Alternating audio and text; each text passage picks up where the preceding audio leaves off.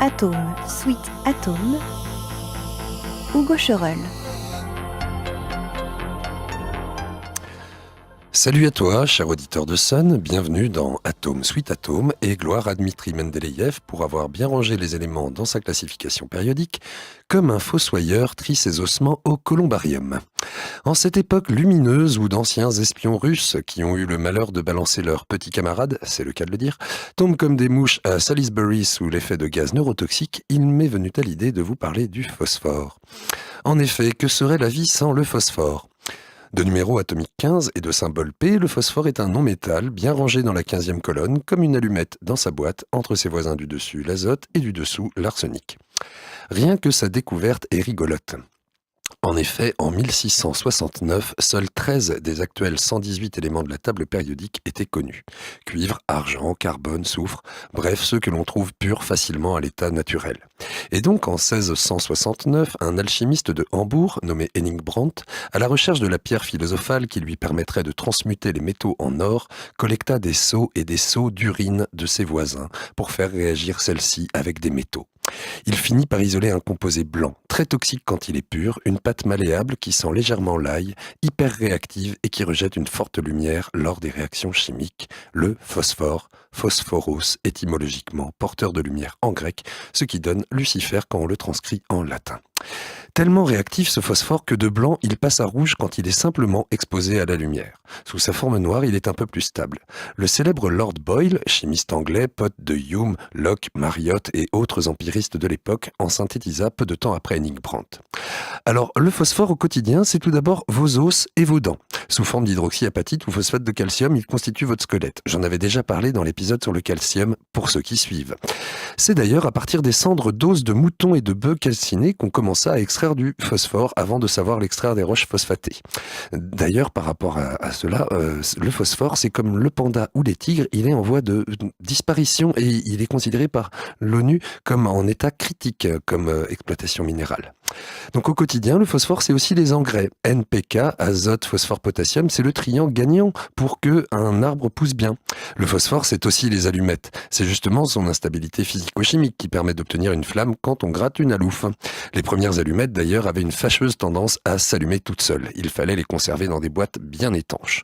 On utilise aussi le phosphore dans les explosifs et bombes incendiaires.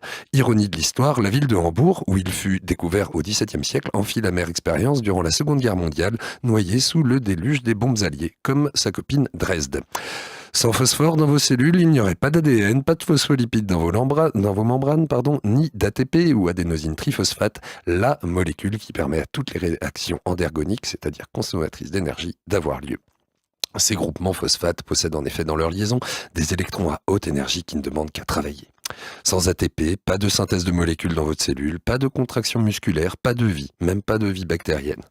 Enfin, et c'est là que les chimistes russes sont à la pointe depuis les années 90, le phosphore rentre dans la composition de la majorité des gaz neurotoxiques nommés agents innervants, du genre de ceux avec lesquels on tue des espions, on fait des attentats dans les métros japonais, ou enfin avec lesquels on extermine le peuple syrien quand Bachar el-Assad manque de chlore, voir la chronique sur le chlore. Les composés organophosphorés tels le gaz sarin, le tabac ou le saumon empêchent en effet un neurotransmetteur, l'acétylcholine, de se dégrader dans les synapses. Il s'ensuit, lors d'une intoxication, une contraction généralisée des muscles avec tétanie, asphyxie, miction et défécation involontaire. C'est génial. Alors que serait la vie sans le phosphore ? Eh bien, le métier d'ostéopathe n'aurait pas lieu d'être, car il n'y aurait pas de squelette à soigner. Ni de dentiste, car nous serions tous édentés. La ville de Hambourg aurait sans doute été bombardée avec autre chose en 39-45, peut-être au feu grégeois en mode Game of Thrones. Les arbres sans phosphate pousseraient moins bien et les forêts seraient bien plus petites. Les allumettes des cow-boys auraient été nettement moins fascinantes, la machinerie cellulaire n'aurait pas d'ATP pour fonctionner, les membranes de vos cellules seraient moins étanches, Bachar el-Assad s'ennuierait et ne pourrait pas tuer les enfants syriens au gaz sarin, et enfin Theresa May n'aurait pas congédié 23 diplomates russes du Royaume-Uni suite à l'empoisonnement de Sergueï Skripal et de sa fille Yulia, empoisonnement imputé au service secret vlado-poutinien, expert en composés organophosphorés. On attend avec impatience la Coupe du Monde à Moscou cet été. Alors, cher auditeur de Sun, pour conclure cette éclairante mais sombre chronique tissée sur fond d'espionnage qui sent bon la guerre froide, je te laisse méditer sur les bienfaits du phosphore tout en admirant une photo de Sergei Skripal et en écoutant The Spy, l'espion des Doors et de Jim Morrison. Et sur ce, je vous dis à la semaine prochaine et bien sûr, chimiquement et périodiquement vôtre.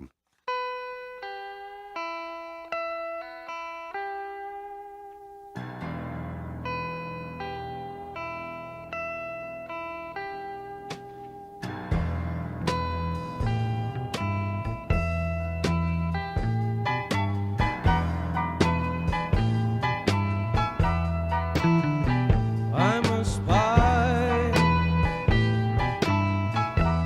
in the house of love.